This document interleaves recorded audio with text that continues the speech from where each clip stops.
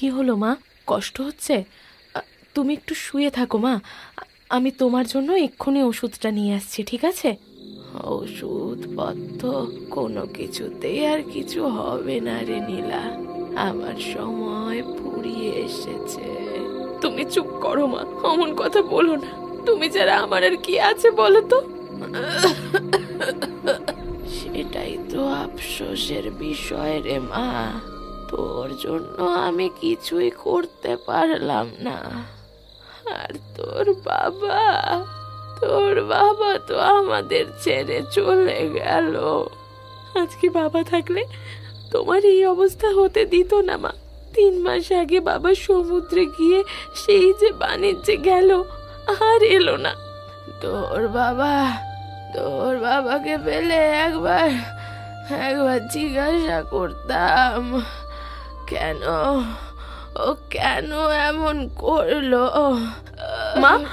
মা তুমি এমন করছো কেন? মা তোমার কষ্ট হচ্ছে? মা, ও মা বলো না। মা চোখ খোলো। মা।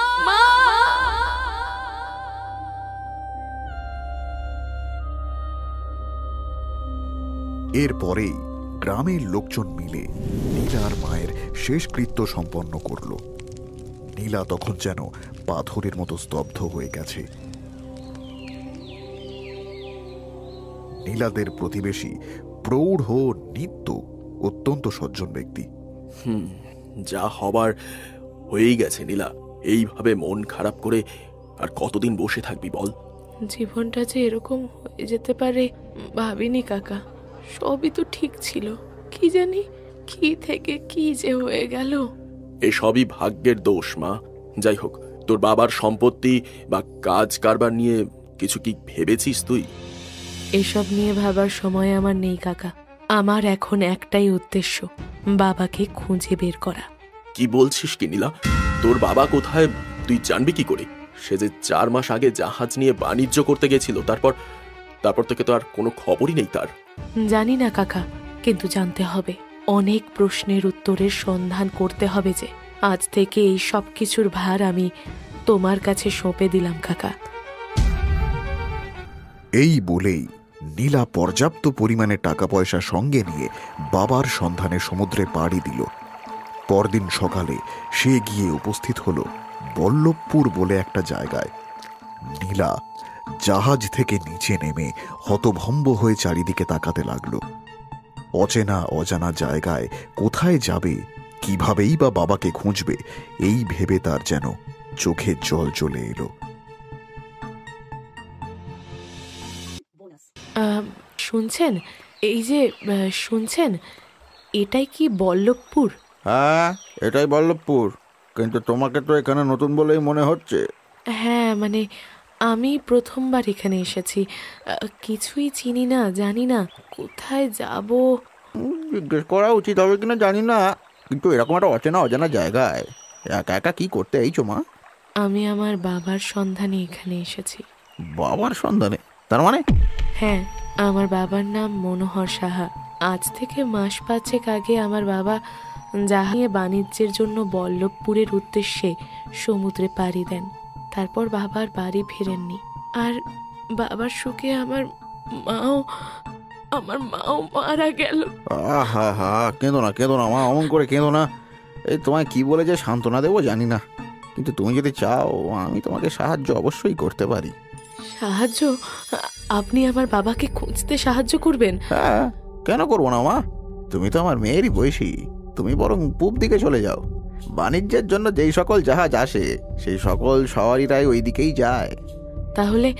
তাহলে আমি সেদিকে গিয়ে খোঁজ করলেই বাবার সন্ধান পাবো। বলুন, আপনাকে আমি যে কি বলে ধন্যবাদ দেব আমি সত্যি জানি না। এ কি বলছো মা? এটা ধন্যবাদের কি আছে? আমিও তোমার সঙ্গে যেতে পারতাম, কিন্তু আমার একটা বিশেষ কাজ রয়েছে, তাই আর কি।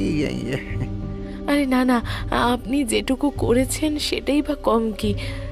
আমি আসি। আমি মাকে তো হারিয়েছি, দেখি যদি বাবার আশ্রয়টুকু ফিরে পাই। এই বলেই নীলা সেই অপরিচিত উপকারী ব্যক্তিকে ধন্যবাদ জানিয়ে সেখান থেকে বিদায় নিয়ে পূব দিকের উদ্দেশ্যে রওনা দিল। সেখানে পৌঁছে এসে গ্রামের ভেতরে যথাসম্ভব বাবার খোঁজ করতে লাগলো, কিন্তু সারাদিন কেটে গেলেও বাবার কোনো খোঁজ পেল না। তখন দিন ফুরিয়ে সন্ধ্যা নামছে দেখে নীলা মনে মনে বলল, দিন ফুরিয়ে রাত নামলো, কিন্তু বাবার কোনো খোঁজ পেলাম না। এখন রাতটুকু সরাইখানায় আশ্রয় নিতে হবে, নইলে এই বিদেশ বিভুঁইয়ে একা বাইরে থাকাটা নিরাপদ হবে না। এই যে শুনছেন, আমি এখানে নতুন, আজ রাতটা আমি এখানে থাকতে চাই। কত ভাড়া লাগবে যদি বলেন? তুমি নিশ্চিন্তে এখানে থাকতে পারো, ভাড়া নিয়ে একদম ভেবো না। না না, তা কি করে হয়?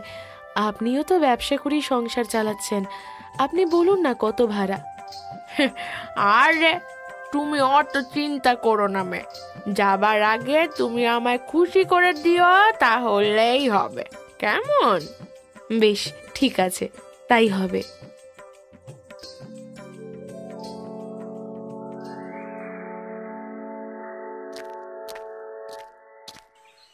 আপনার আতিথেয়তার জন্য আপনাকে অসংখ্য ধন্যবাদ। এবারে বলুন কত ভাড়া দেব?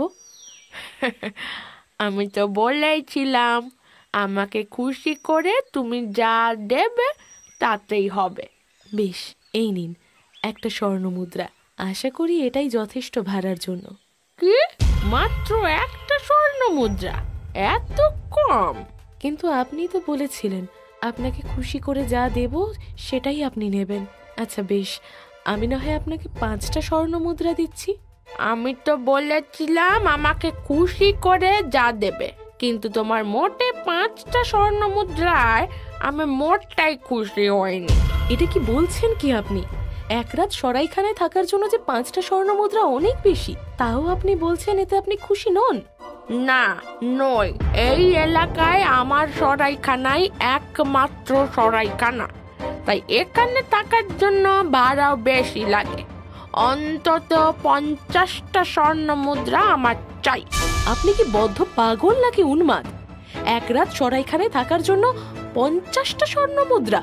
যদি আপনি কাল রাতে এটা আমাকে জানাতেন, তাহলে আমি কখনোই এখানে থাকতাম না। এখন তো এসব বলে কোনো লাভ নেই। তুমি এক রাত এখানে থেকেছো, তাই এখন ন্যায্য ভাড়া দিয়ে তবেই তুমি এখান থেকে যেতে পারবে। এ তো আজব ব্যাপার, কাল রাতে ভালো মানুষ সেজে আমাকে এখানে থাকতে বললেন, আর এখন জোর জবরদস্তি করছেন। এটা কিন্তু ঠিক করছেন না আপনি। আমি ভুল করেছি নাকি তুমি কথার খেলাপ করেছো? যদি তুমি 50টা স্বর্ণ মুদ্রা না দাও, তাহলে কিন্তু আমি তোমার নামে রাজার কাছে নালিশ জানাবো, আর তারপর বুঝবে কত দানে কত চাল। আপনার যা ইচ্ছে আপনি তাই করুন, আমি কোনো অন্যায় করিনি, তাই আমার ভয় পাওয়ার কোনো কারণ নেই। কি অদ্ভুত মহিলা রে বাবা, কাল এমন ব্যবহার করলো যে আমি ভাবলাম কত ভালো, আর আজকে নিজের রং দেখিয়ে দিল।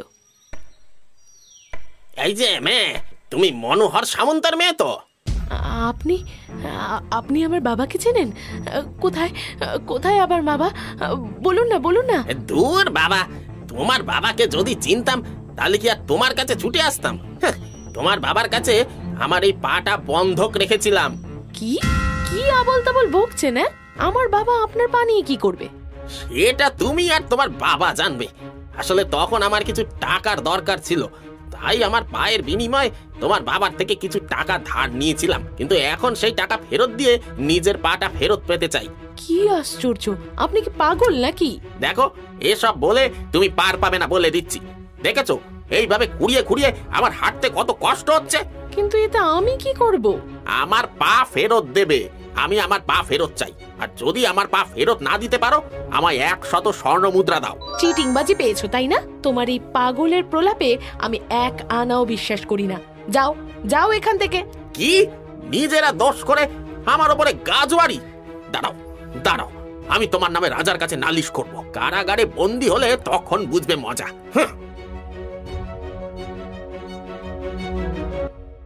হে ভগবান, এই কোন ঠগের দেশে এসে পড়লাম? এদিকে বাবাকে খুঁজে পাচ্ছি না, আর এরা আমাকে পাগল করে দিচ্ছে।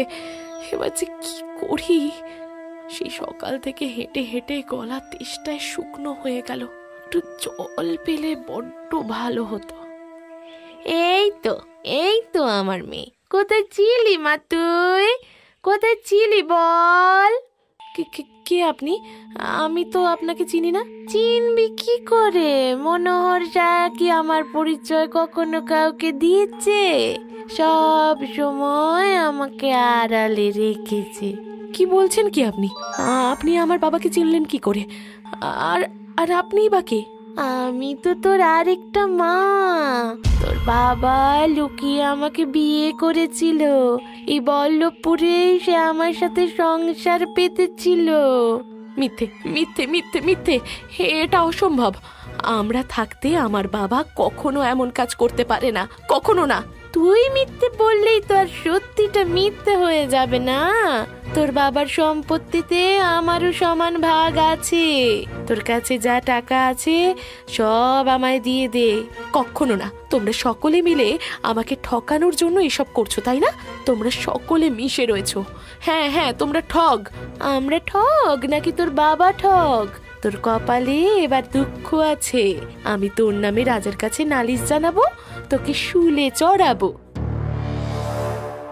নীলা কিছু উত্তর না দিয়ে কিছুটা এগিয়ে যেতেই হঠাৎই কোথা থেকে যেন তিনজন পেয়াদা এসে তাকে ঘিরে ধরল।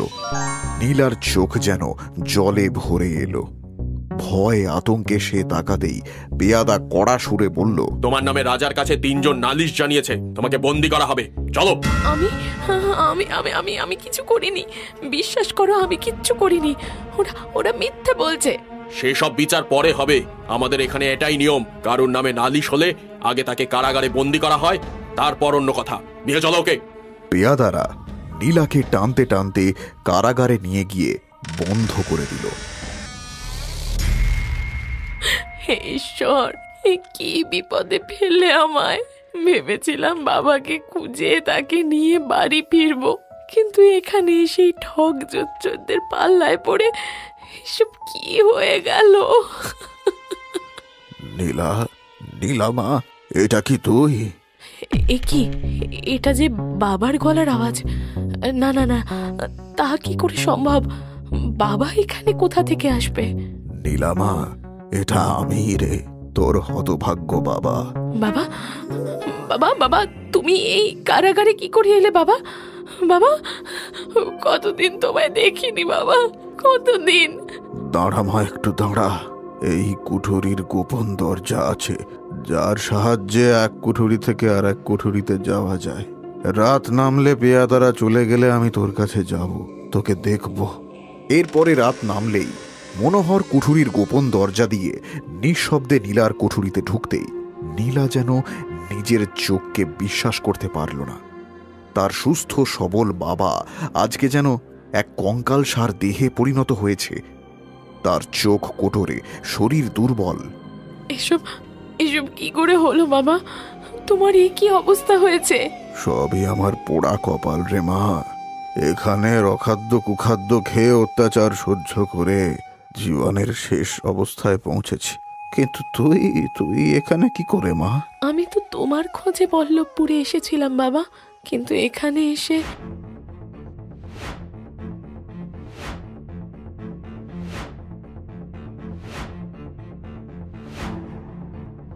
এ কি বলছিস মা? এ যে হুবহু আমার গল্প।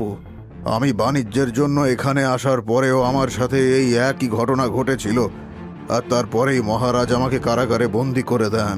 হে ভগবান, আর আমরা তোমার খোঁজে পাগল হয়ে গিয়েছিলাম। আর তোমার জন্য চিন্তায় মা কয়েকদিন আগে মারা গেছে বাবা। এটা কি বলছিস নীলা? তোর মার নেই? হায় হায় হায় হায় হায়, এ কোন পাপের শাস্তি দিলে আমায় ঠাকুর? ছাড়িস না, তুই ওদের ছাড়িস না মা। বাবা বাবা, শান্ত হও বাবা। তুমি এরকম করছো কেন বাবা? জল খাবে? আমার আর বেশি সময় নেই নীলা। হয়তো তোর সাথে দেখা হওয়ার জন্যই প্রাণটা আটকে ছিল। তুই এইভাবে কারাগারে পড়ে থাকিস না মা, থাকিস না। বাবা বাবা, চোখ খোলো, চোখ খোলো বাবা।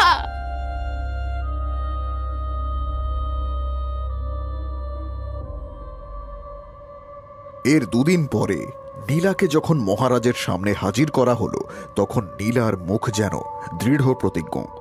নীলা দেখল রাজসভায় সেই 3 জন ঠগ রয়েছে যারা তাকে ঠকিয়েছিল।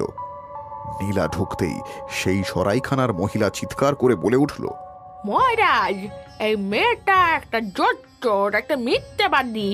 ও এক রাত আমার সরাইখানায় ছিল, বিনিময়ে আমি ওকে আমায় খুশি করতে বলেছিলাম, কিন্তু ও সেটা করেনি। আপনি ওকে কঠিনতর শাস্তি দিন। এই যে মেয়ে, সত্যি করে বলো তো তুমি এরকম করেছো? মহারাজ, ক্ষমা করবেন, কিন্তু এই ভদ্র মহিলা তো আমাকে খুশি করার সুযোগই দেননি। তার মানে? আচ্ছা, আগে বলুন তো, আপনি কতদিন পরে এই রাজসভায় এলেন? কেন, বেশ অনেক দিন পরে। তা আজকে এই রাজসভায় এসে রাজামশাইকে সচক্ষে দেখে আপনার কেমন লাগছে বলুন তো? এ কি কথা? মহারাজকে চোখের সামনে দেখে আনন্দই তো হবে। মন অত্যধিক খুশিতে ভরে উঠেছে। আর আপনার এই সৌভাগ্য তো আমার জন্যই হলো বলুন। তাহলে আপনি আমার জন্যই এত খুশি হলেন, এবার বলুন, খুশি তো? হ্যাঁ, মানে সে কি, মানে সত্যি তো, এই মেয়ে তো একদম সঠিক কথাই বলেছে। এই অভিযোগকারিনীর অভিযোগ থেকে তুমি মুক্ত হলে।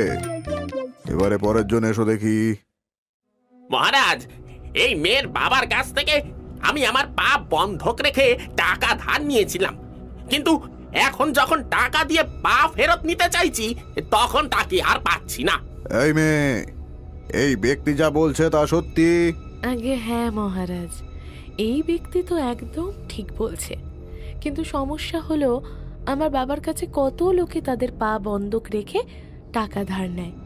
এবারে বাবা কি করে বুঝবে যে এনার পা কোনটা? একদম হক কথা তো। কিন্তু এর সমাধানের জন্য আমি এই ব্যক্তির অন্য পাটা কেটে নিয়ে যাব, তাহলেই সেই মাপে ওনার অপর পা নিয়ে চলে আসবো। কেমন?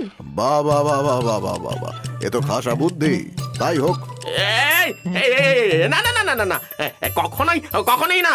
আমার একটা পা গেছে, আমি আরেকটা পা কাটতে দেবো না, কখনোই না। না না না না, ওরে বাবারে, ওরে বাবা, পালাই পালাই পালাই, আমি পালাই। আমি অভিযোগ তুলে নিলাম। বেশ, 2টো অভিযোগ থেকে তো তুমি মুক্ত হলে। এবার শেষ অভিযোগকারিনী কি বলছে দেখি। মহারাজ, ওর বাবা আমার সাথে গোপনে বিয়ে করেছিল। এবার ওর বাবার সমস্ত সম্পত্তির ওপরে তো আমারও সমান অধিকার রয়েছে, কিন্তু এই মেয়ে অস্বীকার করছে। এই যে মেয়ে, ও কি সত্যি বলছে? আজ্ঞে মহারাজ, এই মহিলা যেটা বলছে সেটা যদি সত্যি হয়, তাহলে আমি একটা কথা বলতে চাই। আসলে আমার বাবা 2 দিন আগে মারা গিয়েছেন। কি, মারা গেছেন? হ্যাঁ মহারাজ। তাহলে একজন স্ত্রী হিসেবে এই মহিলার তো আমার বাবার সাথে সতী হওয়া উচিত না? মানে শাস্ত্রে তো তাই নিয়ম। কি মানে, স্বামীর সাথে মরতে হবে? না না না না না না, কখনো না। আমার কোনো সম্পত্তি চাই না মহারাজ, আমি কিচ্ছু চাই না। আমি অভিযোগ ফিরিয়ে নিচ্ছি। সকল অভিযোগকারী যখন অভিযোগ ফিরিয়ে নিল, তাহলে আর কিছু করার নেই। তোমাকে নির্দোষ ঘোষণা করে মুক্ত করা হলো। অসংখ্য ধন্যবাদ মহারাজ।